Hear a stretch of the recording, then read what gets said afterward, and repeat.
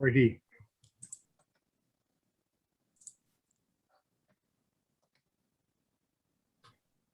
Would you like to call the roll?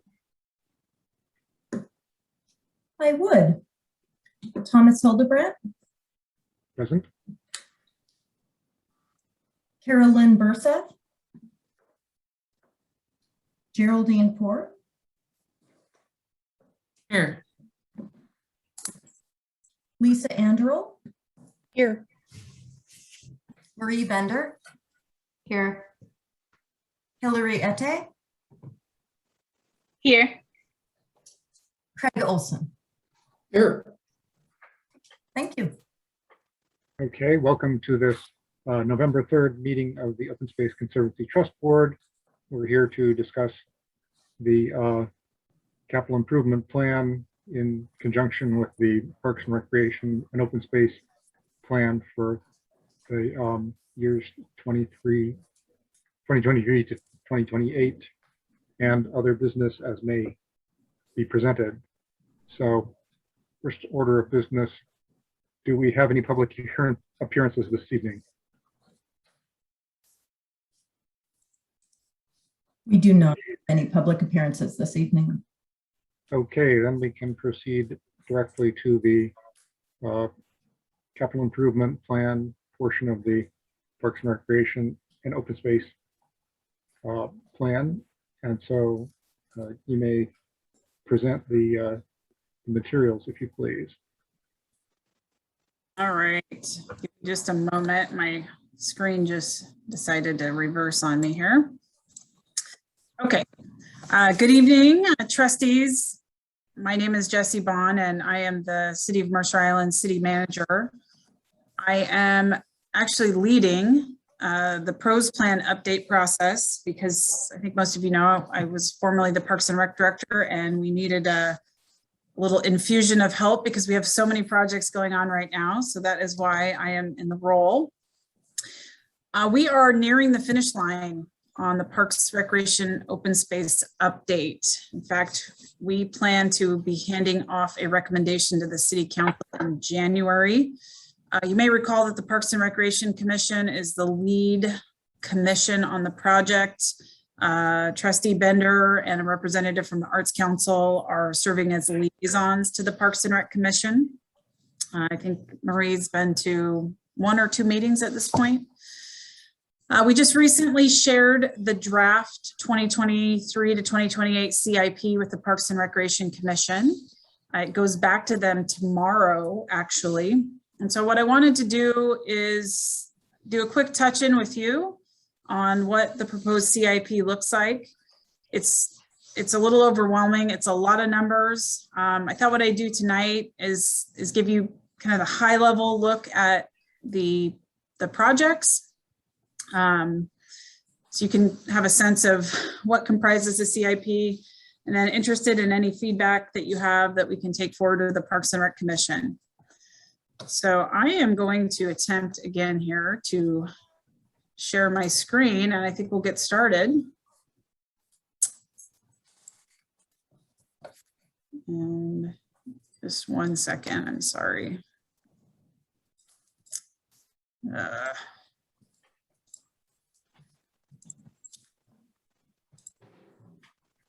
All right. Can everybody see that? Yep. Okay, let's see if I can make it move now.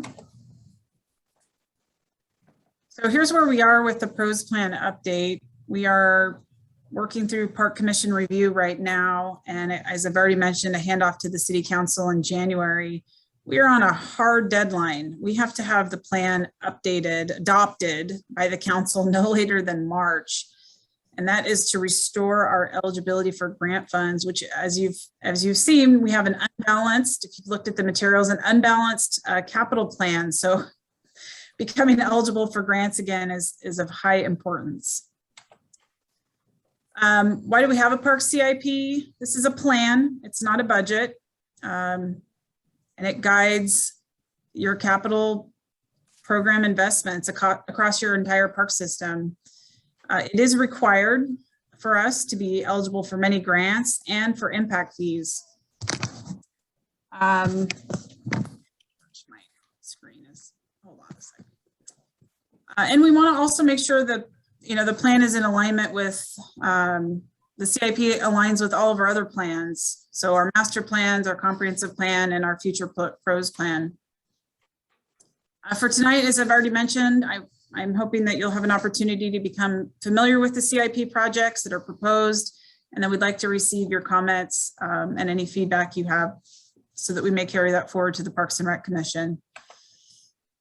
I think what's easiest is really just to dive in. I'm going to go pretty quick. I don't know that you need the thesis version of every one of the projects, but just to give you a sense of where we're at.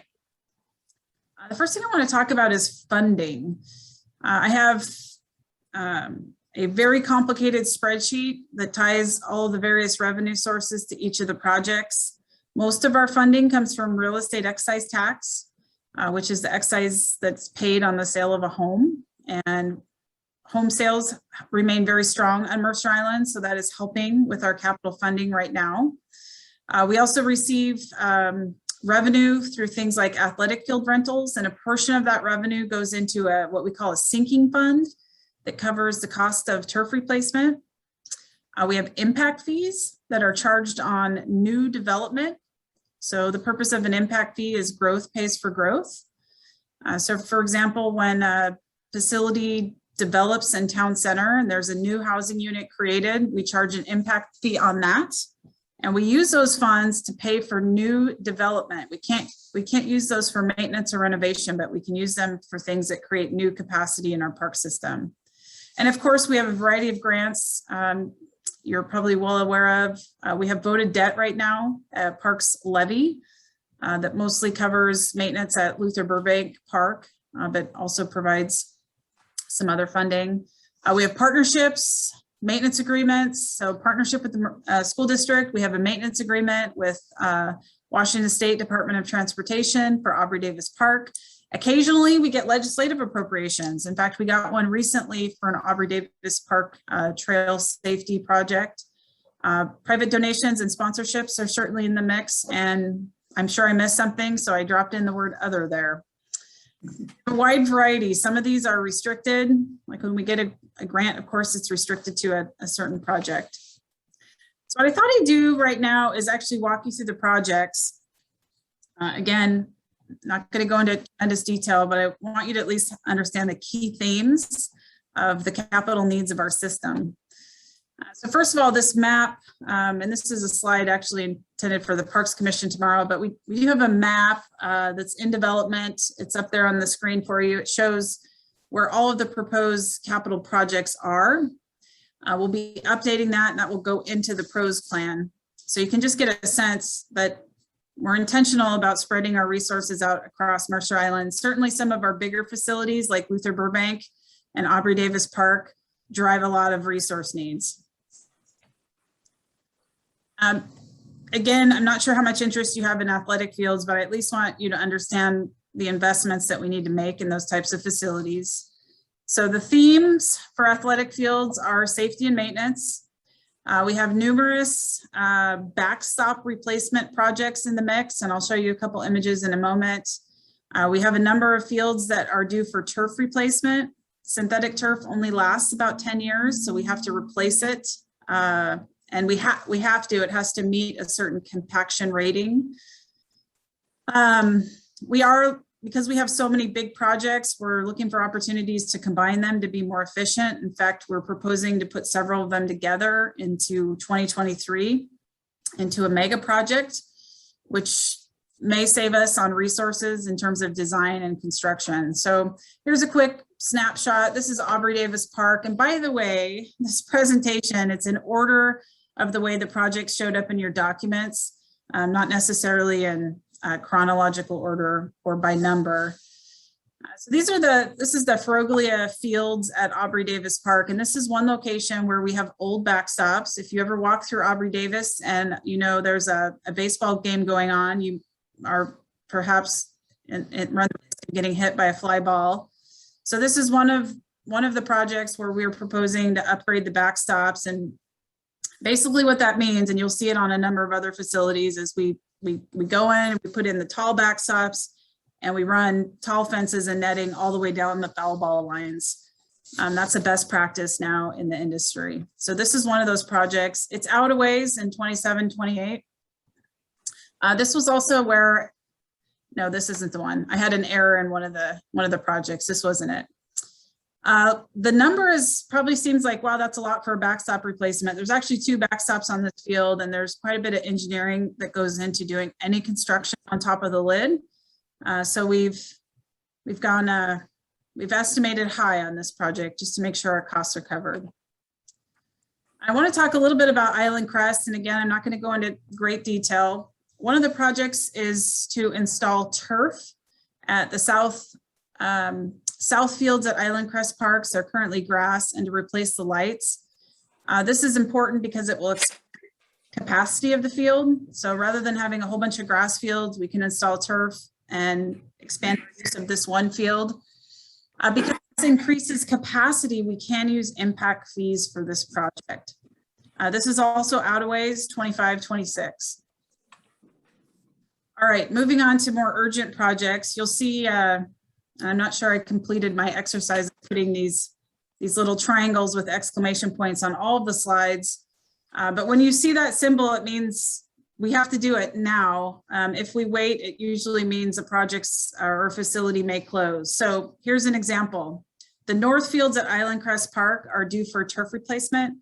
The turf was installed in 2012. We don't have the option. We have to replace the turf. Otherwise, we won't pass compaction testing and we'll have to close the facilities. So this is proposed as a 2023 project. When we go in and do the turf, we're also proposing to upgrade the backstops. Again, this is a common safety theme throughout the system. And while we're doing that work in 2023 on the north fields, we're also going to go ahead and replace the south field backstops. This is where I had the number error. I think in your packet materials, the project was estimated around $100,000. It's actually closer to $3 million. So we're combining these 2 projects into one big athletic field project. If you've been out to Island Crest for a baseball game or just walking through, you know, it's pretty tight in there and the foul balls do fly over those fences. So it's important to make these safety improvements. We also have a project where we have to replace the turf at the South Mercer Playfields. This is a school district property that is, you know, it's owned by the school district, managed in cooperation with the city. We have turf on the infields down there. There's three fields. The turf was installed in 2010. We're going to be pushing it a little bit, but the turf on the infields, it's looking okay. So this will also be a 2023 project, and similar theme, we'll be replacing all of the backstops at those fields as well. So that is the big mega project I was talking about. We're proposing to combine all the Island Crest Park projects and the South Mercer projects into one for design, bidding, and construction. We will be able to fund a portion of these projects using our sinking fund, which is revenue that we collect off of athletic field and rentals. Unfortunately, we don't have enough to cover the full replacement, so we'll be talking to the school district and certainly the city council about how we close that funding gap. Beaches and shorelines, this might be a little more interesting to the Open Space Trust. I will certainly flag the Clark Beach project for you. Key themes here, we certainly heard during our engagement process that beaches, waterfront access, and water-oriented programs are one of the highest priorities of our community. Not surprising, we're an island, we have lots of wonderful beaches. The challenge we have right now, to be frank, and this category of projects is really what's driving most of our financial troubles in the capital program, is that most of our beach infrastructure, dock infrastructure is 50 years old. And it's at the end of its useful life, and it's in a little bit of trouble. So we need to either replace these facilities or decommission them. And the problem with decommissioning these docks is that we would never be able to build them back the way they are now. So we really want to renovate and take that approach before they fail. Certainly our beach projects also, we're seeking to address ADA accessibility where we can. That was an identified weakness in our park system. I will remind you, these are the most complicated projects we do. They take many years of planning, many years of permitting, and they're very, very expensive. I think all combined, we have over $10 million in beach and dock work proposed in the CIP. So you may be familiar with the Luther Burbank Park projects. This is one piece of it. It's the swim beach renovation. This is a $1.2 million project. We've separated it actually from the dock project. They can be separated. So you can see here in this image, we've got a swim beach. If you've been out there, it's got hardened bulkheads. What we're looking to do, we'll be renovating this whole area, providing ADA access, and also bringing ADA access from the south parking lot at Luther to the beach. Right now, we don't have any ADA access to this beach. This is a ways out. I don't feel that this is a strong contender for grant funding, except that the ADA accessibility may be. So this is a very expensive project, but this is also a regional park that gets a lot of use. So we're interested in getting this project done. More near term, you may have heard about all the work we've been doing on the Luther docks. We are in progress right now with design of the Luther Burbank dock replacement project. And we've been actually quite successful with grant funding on this one. And this project, of all the ones on the CIP, will likely garner the most grant funding. In fact, we are semi-confidently estimating around $2 million in grant funds, maybe even a little more when all is said and done. So we don't have time tonight to go through the whole dock project, but this is renovating North Pier, South Pier. We're putting in a floating dock for hand-powered watercraft. We will be addressing ADA accessibility, renovating the restrooms. And as I've already mentioned, there's grant funding here, but this is still, even with $2 million of grant funds, we're still in need of almost $2 million more to complete the project. Moving on, Groveland Beach. If you've been out to Groveland, it is also a beloved beach. Many, many years old. We did some work. In fact, if you're not sure where Groveland is, we've got a map there and it's showing up in a little circle. Those are some images from Groveland. So what we've done, what we're going to be proposing to the city council is that we do a joint master plan for Groveland and Clark Beach parks, and that we actually accelerate the work. So when we go to council in January, it's a heads up for you, Lisa. We're going to ask to fund the master plans for Groveland and Clark in 2022 so that we can get going on this work right away, because we need a plan for, we don't have a plan yet for what's going to happen out here, but we need the plan so that we can put together the funding proposal.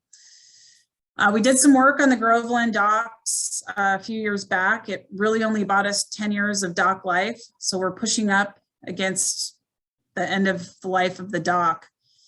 You can also see we've got, in fact, I'll use my mouse here. There's a bulkhead here, a low bulkhead. And if you look close, if you look over the edge of the bulkhead is undermined.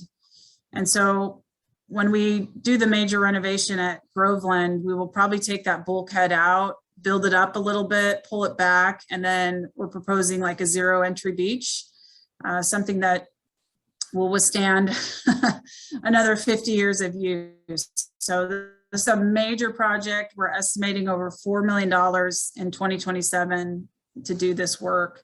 And by the way, Groveland, there's a whole other park attached to Groveland. This is just the beach. It also needs some love, and it's not showing up yet in our CIP. I think we'll wait until we do the planning to come back to that.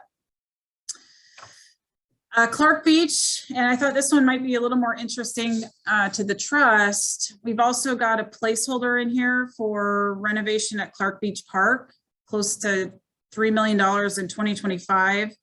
Again, pending completion of a master plan.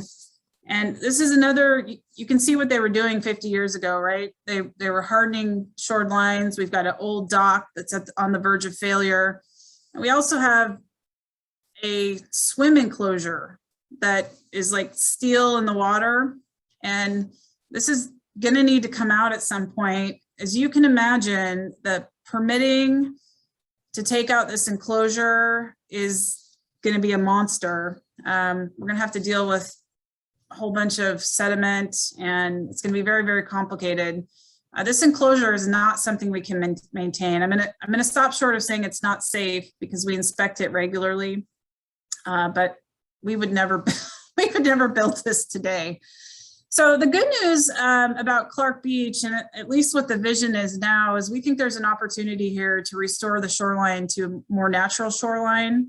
You know, Clark Beach is a more natural park, and there's some real opportunities there. And because of that, because we're probably going to be pulling out some of these bulkheads, taking out the swim enclosure, we do think there's opportunities for grants, you know, environmental restoration. There's lots of grant opportunities there.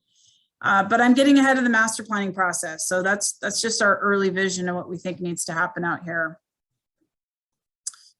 I'm going to keep going, and I promise we'll come back and do questions. I think it's probably better just to get through the list. So open space and trails, the open space areas and the trail projects are combined into one category. And, you know, so some of the key themes in the community engagement process for the PROS plan, trails and trail connections were by far the top priority. That's pretty typical across most communities. And walking was the top activity. Again, pretty typical across the nation. I will also say that preservation, maintenance, and restoration of open space was a very high priority. In fact, in our second survey, that definitely came out clear as day. So the CIP includes ongoing resources for open space management and trails. And there's a couple buckets. So the first one is a bucket of about $300,000 a year for general open space management and maintenance. That's system-wide. And one of the things we're proposing to do differently is we used to hold that number steady. We didn't inflate it. So we're proposing to inflate it. Now, how we pay for those that growth over time, we're still figuring out. But I think it's important to keep the dollars whole as we move from year to year. We also have a trail renovation budget. That's just to go out each year and do kind of major maintenance on our existing trails. It's probably underfunded, to be honest with you. But we're dealing with not enough revenue for the long list we have. So it's about $50,000 a year. And again, we inflate it by 3% in the proposed CIP. And then we also have dedicated resources just for Pioneer and Inkstrom. You're probably familiar with these funds. About $180,000 starting in, I think it's 2021. So when you get to 2023, you can see the 3% escalators being applied. And that's for a variety of projects at Pioneer and Inkstrom. And when we get to the discussion part of the meeting, I think Elaine can explain that we haven't typically specified projects, you know, open space projects. We allow the open space team in collaboration with the trust to figure out and prioritize the projects as we go. So that's why there aren't specific projects in the CIP. Really quickly, the trails, we've got a handful of trail projects and one really fun open space project that I'm excited about. This is the Luther Lid Connector Trail. It's a staircase, and my screen is cutting off here, from North Mercer Way and 84th Avenue to the Mountains to Sound Trail at the Luther Lid. Right now there's a social trail that's really steep. This project is, you know, nearly ready to go. We put it out in 2024 or 25. It already has approval by WashDOT, and it was identified in both the Luther Burbank and Aubrey Davis Park Master Plan. And so again, you know, what I'll tell you about these projects is this project doesn't have to happen. It's not at risk of failure like the docks I was just talking about, but we plug it in because trails and trail connections are such a high priority for the community. Trail pavement renovation. This one's not very excited. It's basically funding to go fix the Mountains to Sound Trail through Aubrey Davis. I think this is probably going to end up being a somewhat ongoing funding request. We are hopeful for some cost sharing from WashDOT on this. This is likely route upheaval. We've got problems, you know, throughout the trail system with that. You're probably well aware. This is the Mountains to Sound connection at Shorewood. Again, this is a This is an opportunity to separate bikes from pedestrians and to make a short trail connection to improve the trail. I won't spend a lot of time on these.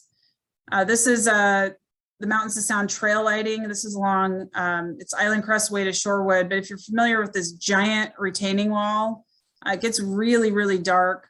And so the proposal is to light this section of trail. We don't light a lot of our trails. I think we've kind of stuck with the let's not light nature kind of philosophy, but in this area, it is a bit of a safety issue. So that's what this project is out in 26 to 27.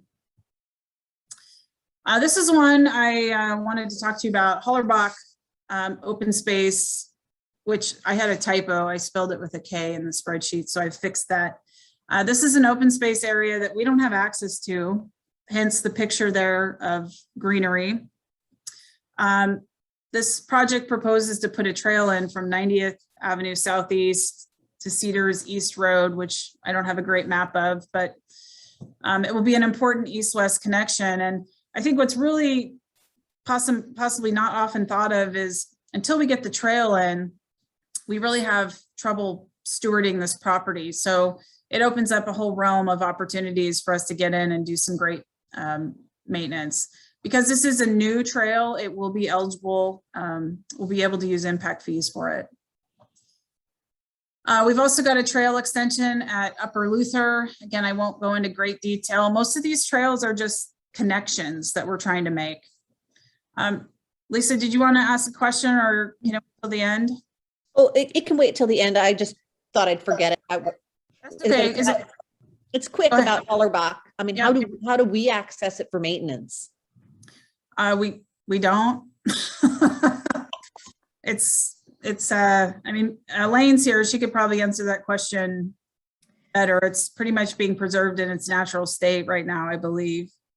Yeah, so we have done a fair amount of restoration over the years in this. It has very restricted access there. We have one easement on the east side, just a little access easement.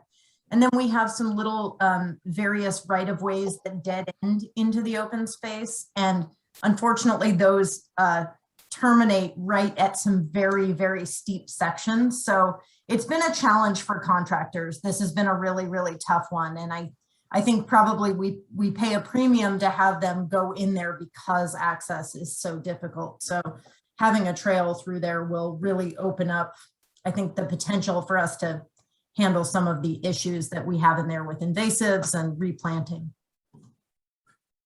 Okay, thanks. We get in there very creatively. The Mercerdale Hillside Trail renovation. I think it's been a while since I tortured myself on the stairs at Mercerdale, but we've got a lot of timber constructed steps throughout our park system. Those don't last. So this is a pretty important project, pushing up on $1 million to renovate the trails on the Mercerdale hillside. And finally at Wildwood Park, which is a really nice kind of neighborhood amenity, we're proposing to put a perimeter path, formalize a walking loop for the users of that park. And it's also pretty conducive to ADA access.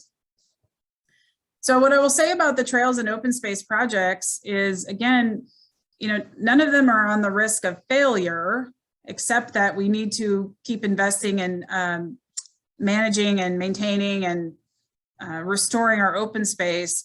But they were such a high priority that we programmed them in. So it's going to be an interesting conversation because we are unbalanced with our CIP, but we felt strongly as staff that all of those projects needed to be included.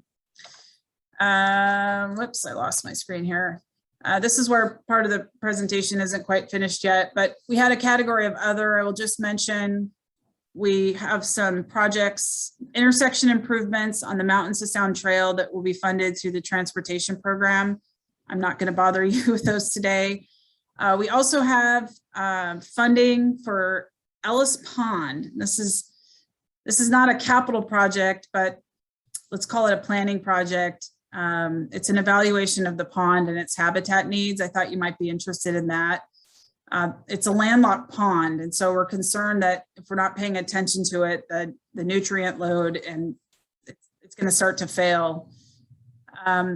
Also, good news, we can use the stormwater fund to pay for this planning work.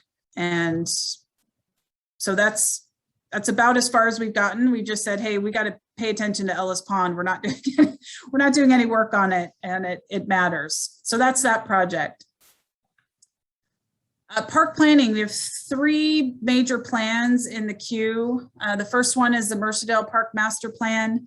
And I'll tell you the urgency on this one is that we are proposing to replace the sewer line that runs right through the park. If you can see my mouse. If you ever stand out at Mercerdale Park, there's that little depression kind of that runs through the middle of the park. That's where the sewer line is. And our sewer plan calls for expanding that sewer pipe, which we believe needs to be done. And when that happens, the whole park's going to be dug up right through the middle and it will be closed. So this is the moment where if there's any other improvements we'd like to make, now would be the time to plan for it. So we'll be recommending to the council that they fund a master plan in 2023. We're in the process of upgrading the playground equipment, but there's some other things out there like the age of the restroom building, and certainly the skate park is quite old that needs to be looked at.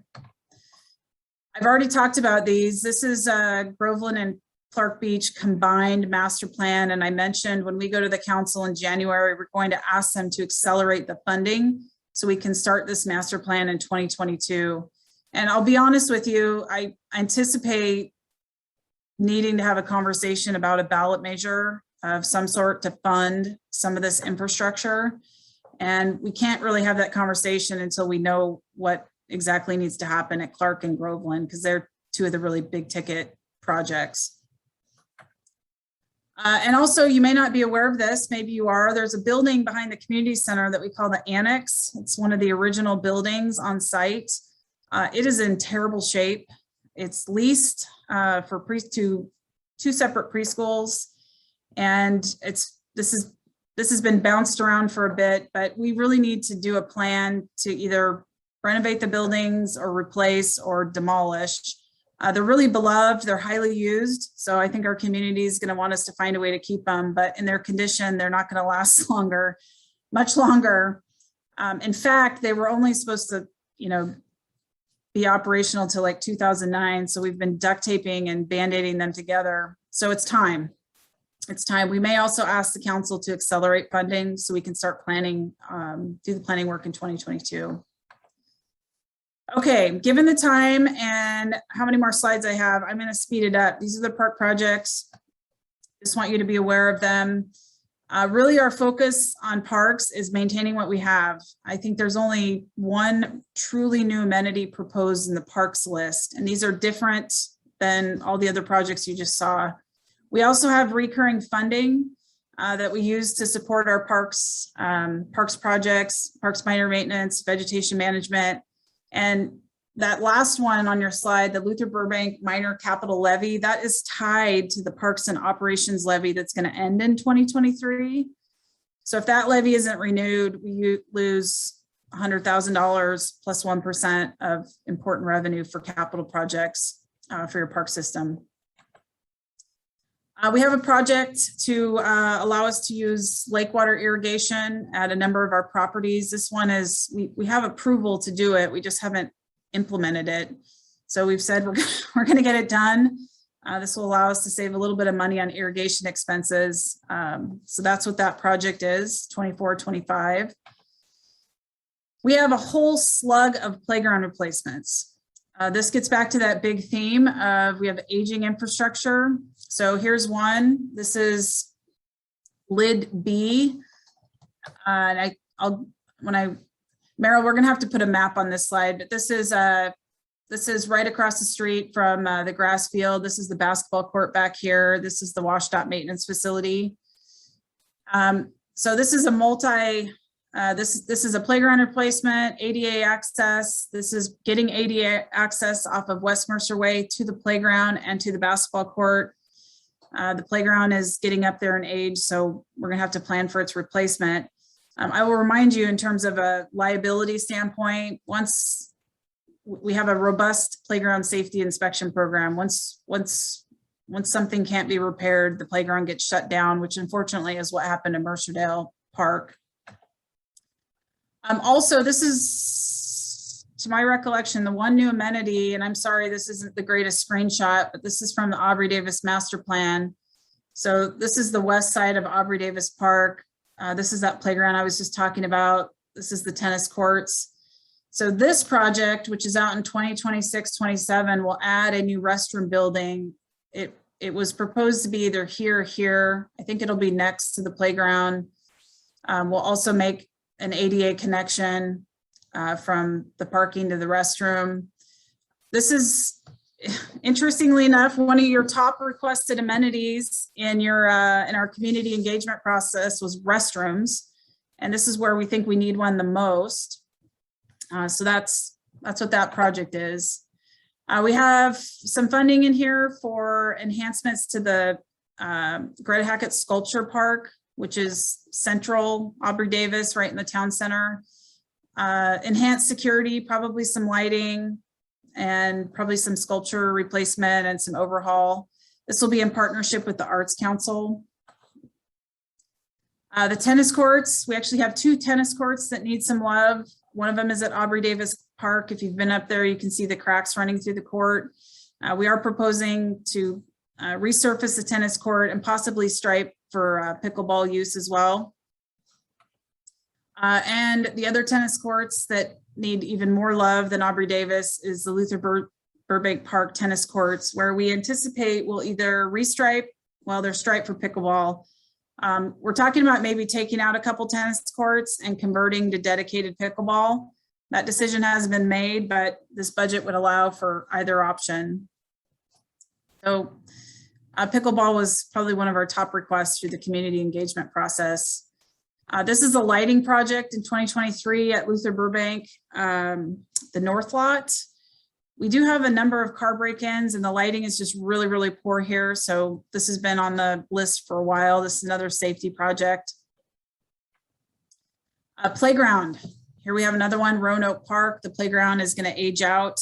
So we'll be replacing the playground, and that's part A. Part B will be other improvements to Roanoke. This is a north end park. That's not a great photo. It does get a lot of shade. And this will also address ADA. And what I want to point out, this is plaguing us throughout our park system. See all these curbs? We have curbs around all of our playgrounds, and it's one of the #1 problems we have with ADA access. So when we go and rebuild, we either flatten them out or we just make sure there's a little cut here that there's a ramp to get from a parking lot into the playground. Okay, Dean's Children's Park is another playground that needs to be, we have a lot of playground equipment out there in phases. It will need to be replaced. Up next is the Castle Swings and Climbing Rock. First Hill, apologies, we don't have photos in the presentation yet. This is another community park on the north end where we've got aging equipment. Playground equipment will need to be replaced. By the way, you know, the Mercerdale Park playground replacement is north of $800,000. That's a pretty sizable piece of playground equipment. So you can kind of tell by scale, this is a more modest playground piece. We intend to get ADA access everywhere we can. So just to give you some perspective. The amphitheater, we have in the CIP funding for the design only. This beautiful and very old wood structure is melting into the earth and needs to be redone.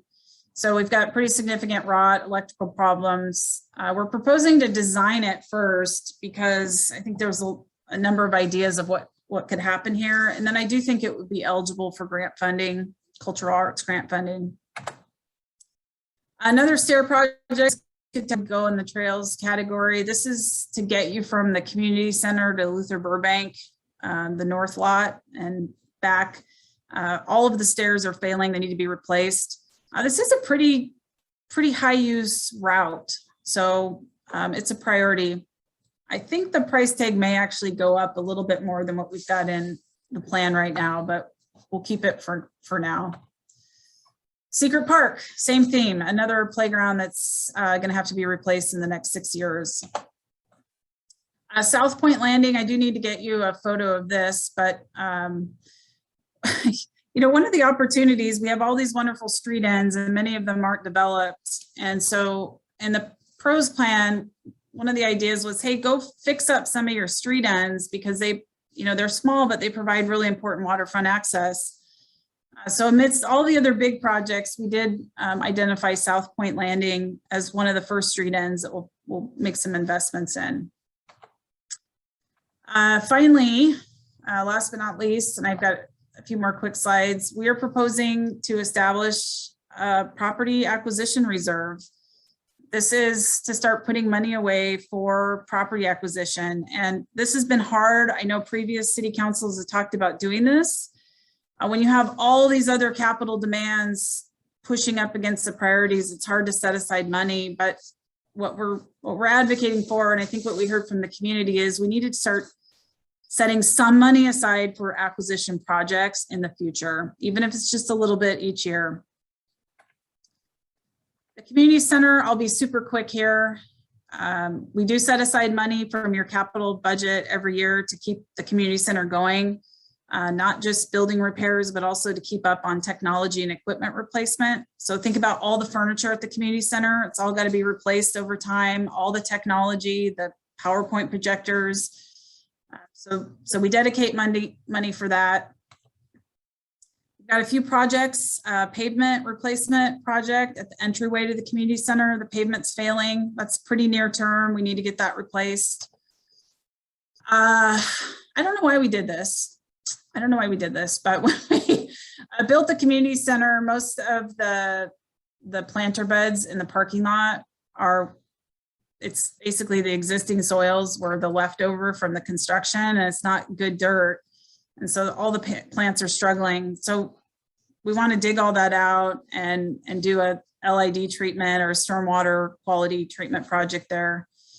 So that's that project. We're wanting to expand our generator horsepower at the community center. We've got some, it keeps our main circuits going, but your community center is your Red Cross emergency shelter on the island.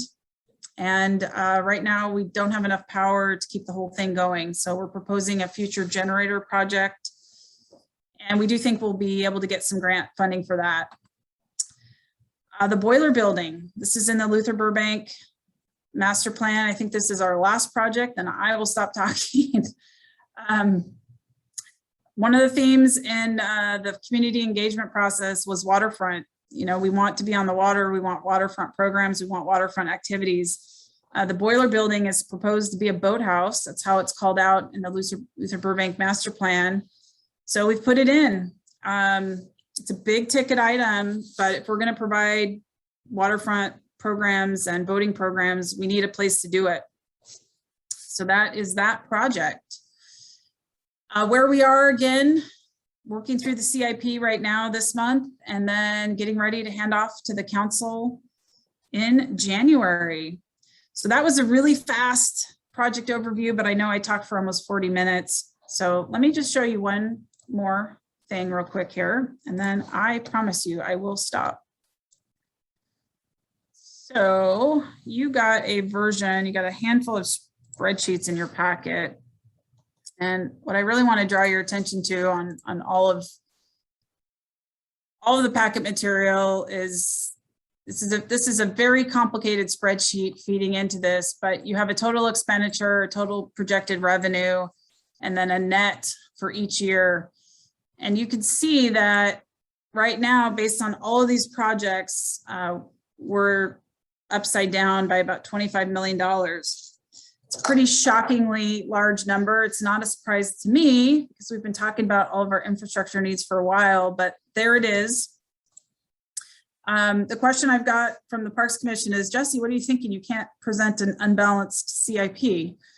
Well, we feel that we need to at this point. And just remember, it's a plan, not a budget, right? It's a plan. So what this does is it allows us to talk about all these projects that need funding, and if the plan's adopted, to go find the funding, you know, through all those things I listed earlier, grants, partnerships, possibly even, a ballot measure. So, did I lose you guys? You stayed with me? Again, I wanted to give you the whole kit and caboodle. Maria, I'm going to apologize because you're going to see basically that presentation again tomorrow night, probably with a few enhancements. What questions do you have? What feedback do you have? You ready to start the bake sales to raise the money for these projects? Let's see. Oh, I see a couple hands raised. Lisa Oh, said you wanted to speak during the presentation, so how about you go first?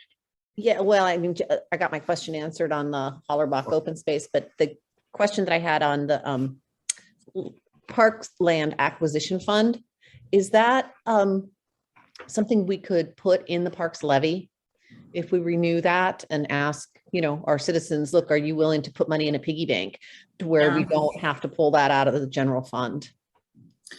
I think that's, I have to tell you, I've been thinking a lot about if that would garner votes. And so I think the answer is yes. Could that become a part of your levy renewal? Yes. I think we'll have to ask, is it better to put other projects out on the ballot and fund that with existing CIP?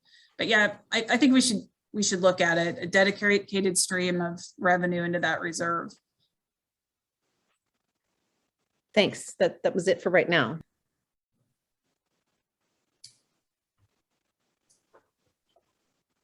Yeah, Craig had a question. sure, go ahead, Craig. I was just curious why does the CIP start in 2023 instead of 2022? That is a great question. I should have put that in a slide. It's because you already have the city already has an adopted 21-22 budget. Okay. In fact, I should also explain this. We're kind of in this weird process where the pros plan update and this, which will include a CIP, is happening now. The council will adopt it. And then in the spring and into the fall of next year, they'll go look at the CIP again.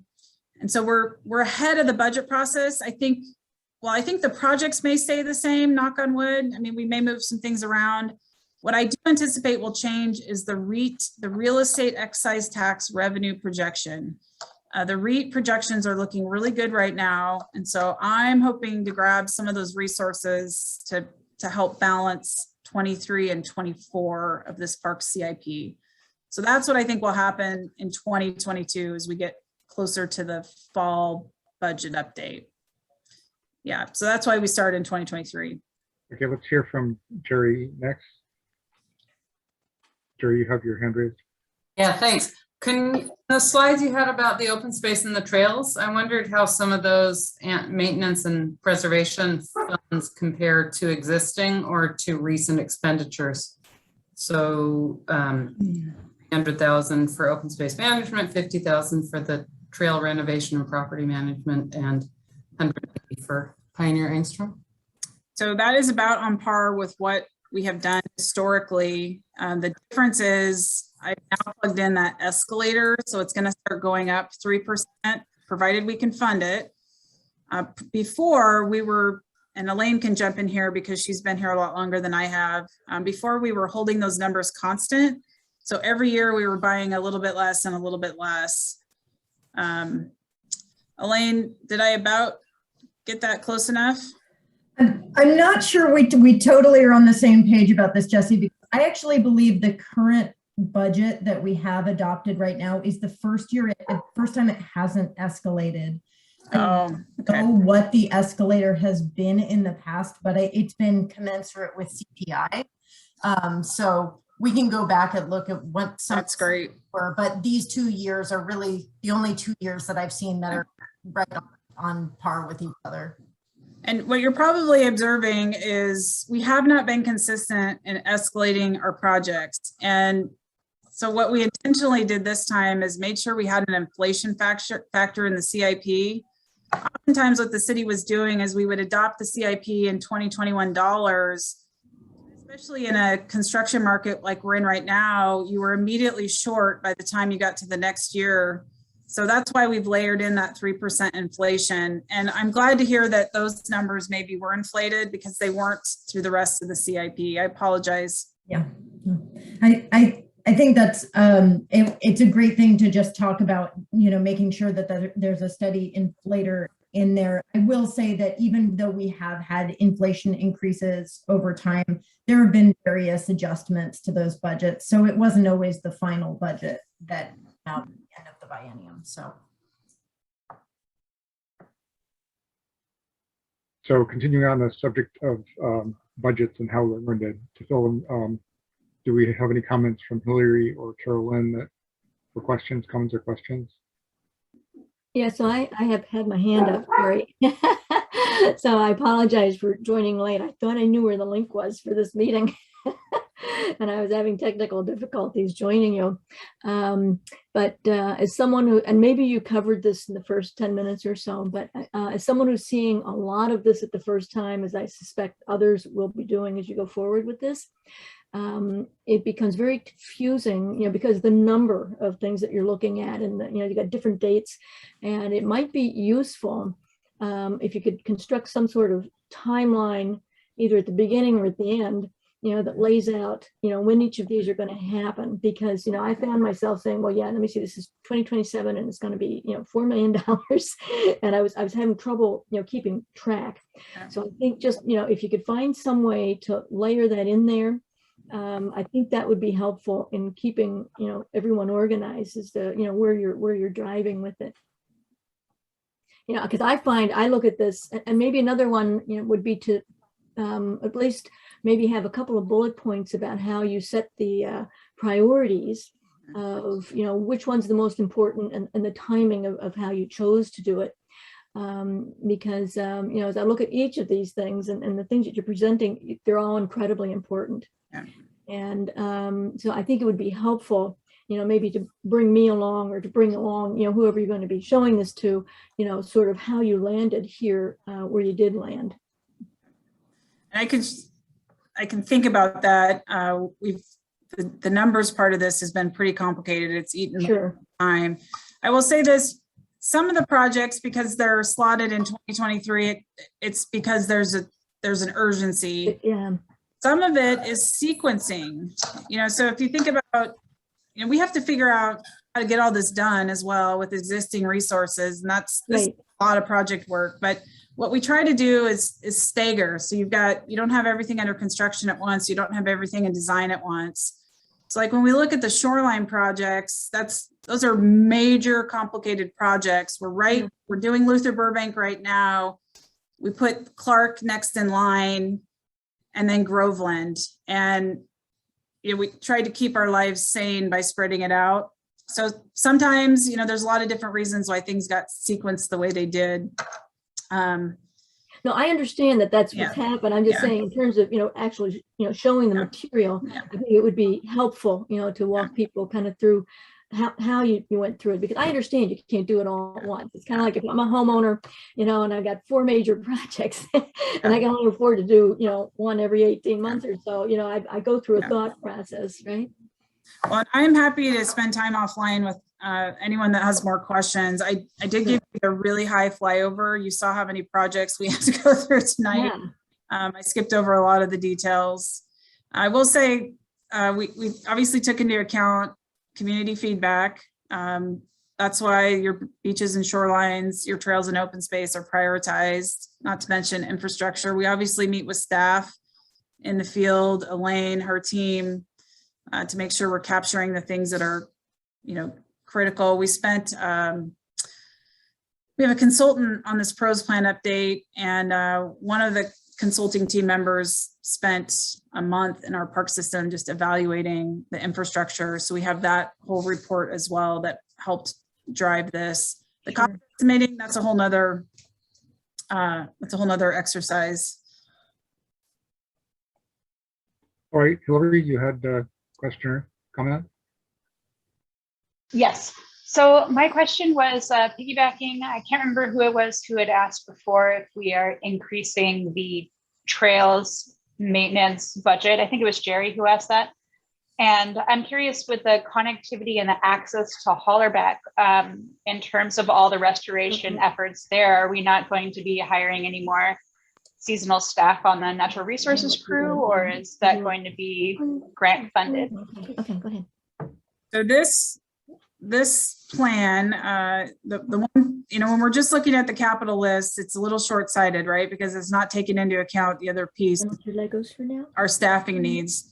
So right now we haven't contemplated additional staff requests, but that would be something as these new facilities come online, because you're right, we are adding new trail connections that Elaine and her team, and I'm sorry, Sam, I forgot you were here. Sam is here, one of our maintenance managers. They would be making those asks. I will say, going back through the budget today for the 50th time, I don't think we have enough money in the ongoing trail maintenance budget. And so it's something I may look at before we make a final recommendation to the council. Elaine, did you want to say anything about it, since you're actually in the field? No, I think it's a great point that Hillary makes about it. I will say, like I had mentioned to Lisa, that Hullerbach is enrolled in restoration already, maybe not quite as extensively as it would be, but I agree on the trail maintenance side that certainly there's a need for additional, resources if they become available. So the trails can always use a little bit of help and upkeep, and staying on top of them really does pay dividends, so that we don't, once they start to backslide, it's harder to get them back into good shape. So, so routine maintenance is really key. Something else to think about too is we're managing a lot of aging infrastructure, which eats a ton of time and resources. And as we replace things, like I think about the Mercerdale Hillside, that trail system, it does start to drive down, at least for a short period of time, your staff needs, because things are new.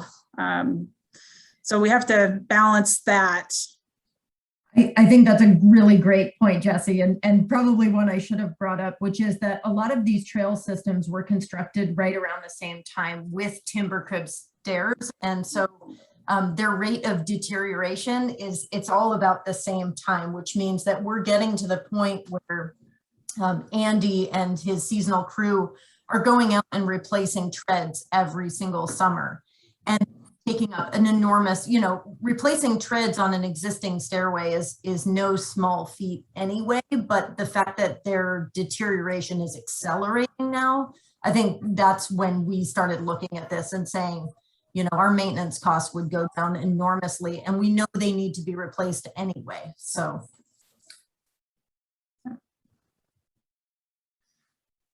Good. So Marie, you had a question?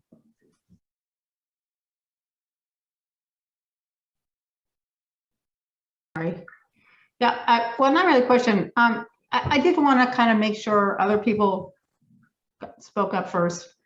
And the comment that I heard about trails, I would suggest that maybe it would be, because I'm a little overwhelmed also about we're doing all these trail projects, but they don't gel. A map that said, here's our trails, and here's this trail's going in 2026, and that one's in 2028. To give people a sense that this is how the island is going to get connected would be, I think, a really good idea. And then Elaine has been enormously generous with her time. And she and I have spent quite a bit of time talking over the last week or so. And one thing I did not appreciate, and Elaine, you probably want to talk about this, is why is it Pioneer Park has one line item, and why is it separate from everything else? Do you want to talk about that, or do you want me to speak for you? Well, I'm sure we have different answers on that, Marie. So I don't think so. I'm happy to fill in from the city perspective on that one, and my perspective on that budget. But certainly I welcome your comments on that.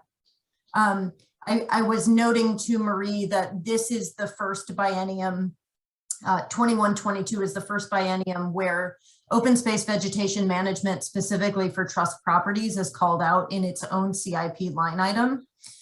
In years past, it was actually everything for open space vegetation management was lumped under one larger CIP project. And this was supremely unhelpful for me as I was trying to manage that budget and making sure that resources were allocated appropriately to all the different open spaces. And also not just in terms of dollars per acre, but also in terms of level of service. We know that Pioneer Park does receive a slightly higher level of service per policy. And so, it made a lot of sense for us to be tracking that separately. And I was doing that on the back end for several biennia, but we decided to formalize it this time.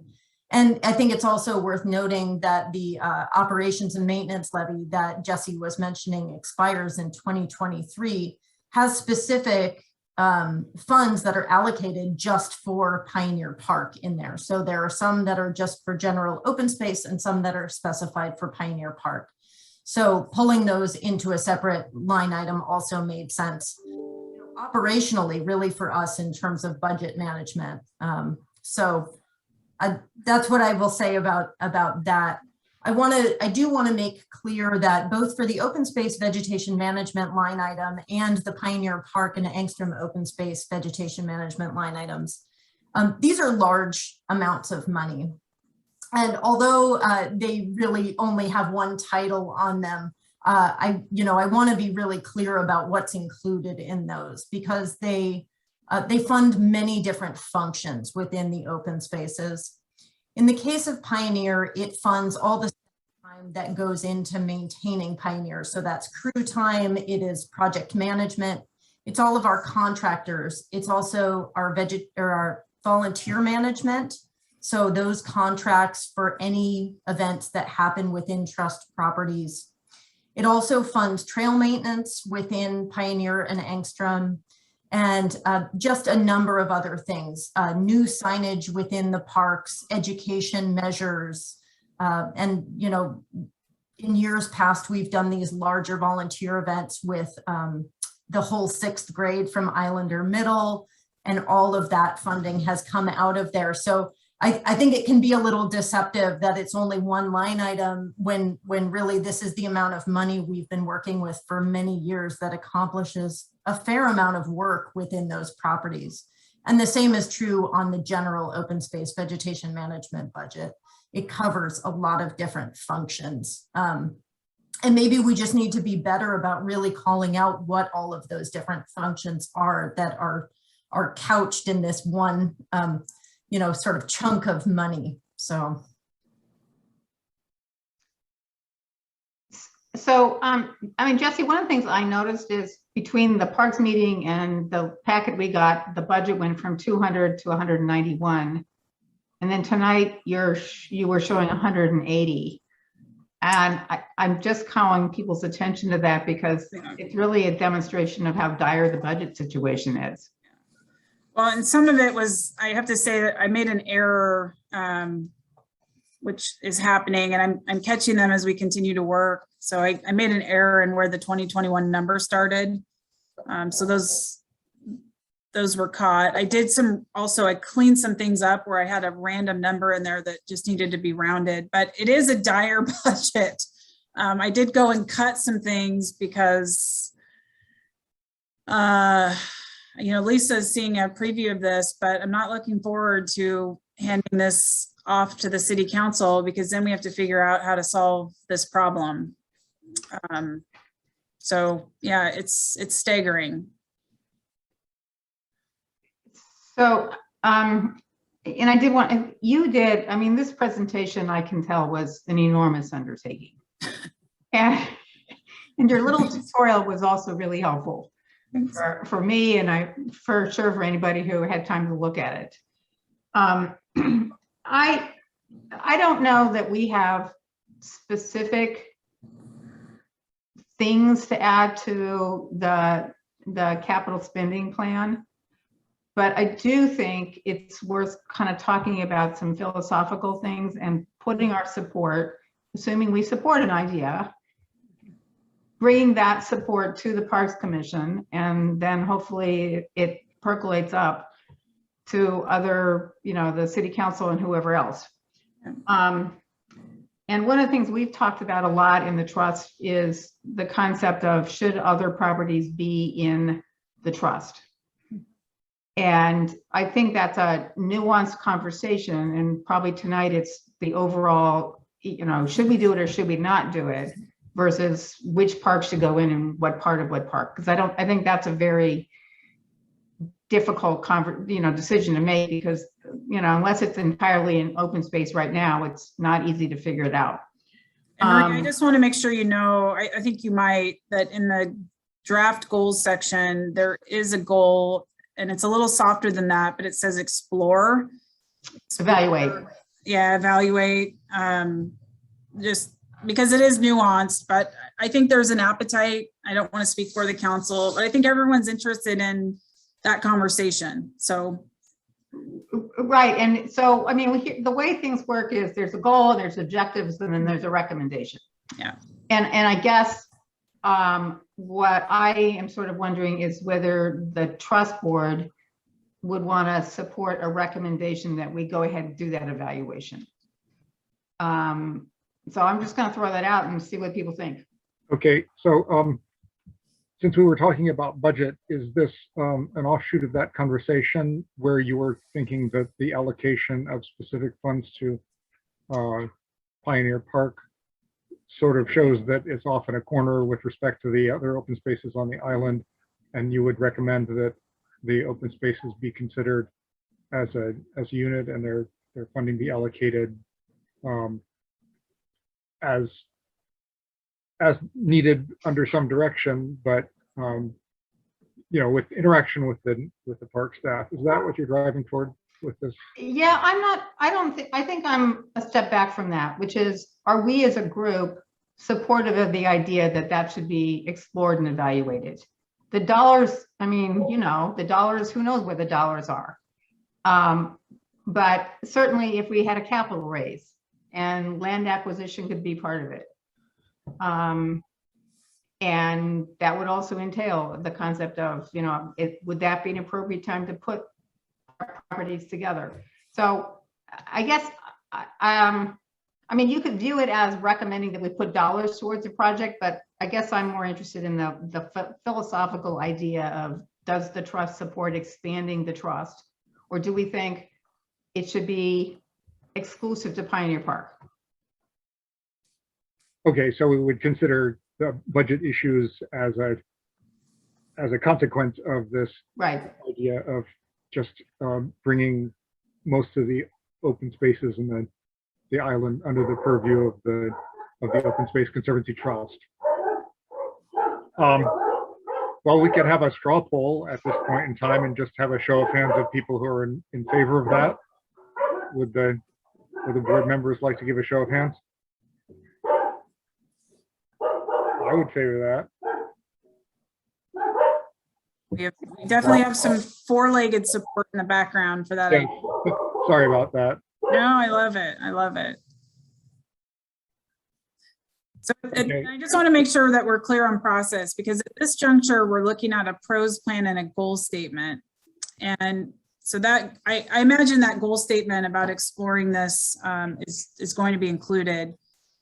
For the action to happen, then the council has to set those items as work items and resource them. And so that's going to be a future conversation, probably down the road in 2022.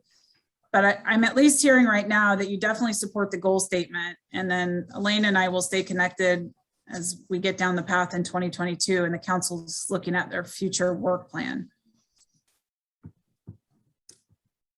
Okay, and up to this point, we've talked mostly about budgets and allocations, but I'd like to ask the question to the board. If the selection of projects for this 6-year plan appears to be a good selection, are there any items that you think are missing from the list, or any that you think are on there that might be inappropriate? Now would be a time to speak up with your opinions on that.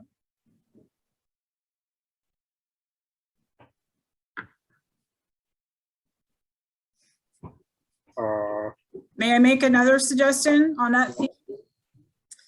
I think one of the risks, if I'm an open space trustee, that I see with a CIP like this is that we don't have enough money for the projects. And that one of the ways we could balance the CIP is by cutting out the non-urgent projects, which would literally be all of the trail projects, except for maybe the Mercerdale Hillside, and cut open space funding. So I imagine the trust does not want that to happen. So I imagine your recommendation would be to preserve at least what's been presented tonight, and even probably seek opportunities to grow, restoration resources as we can. So I want to just put that on the table. I think we're generally in agreement. Is there anybody who would disagree with that statement, that we want to at least preserve the trail maintenance and building projects that have been proposed? Absolutely. I think that's I would generally agree. Personally, I'm happy to see the Hullerbach Trail project on this plan because that's a resource that's not currently being used, and it's at a location in the island where I think it would be very attractive to the homeowners nearby to go in there and actually make use of that land for walking in. And I was gonna sort of ask a little further, which is, I'm trying to figure out what sort of support messages I could take to the Parks and Rec Commission on behalf of the trust. And it seems to me like a capital raise is almost essential. We can't do this without a capital raise. And is that a message I could take to the Parks and Rec and say, people here on the trust board support that?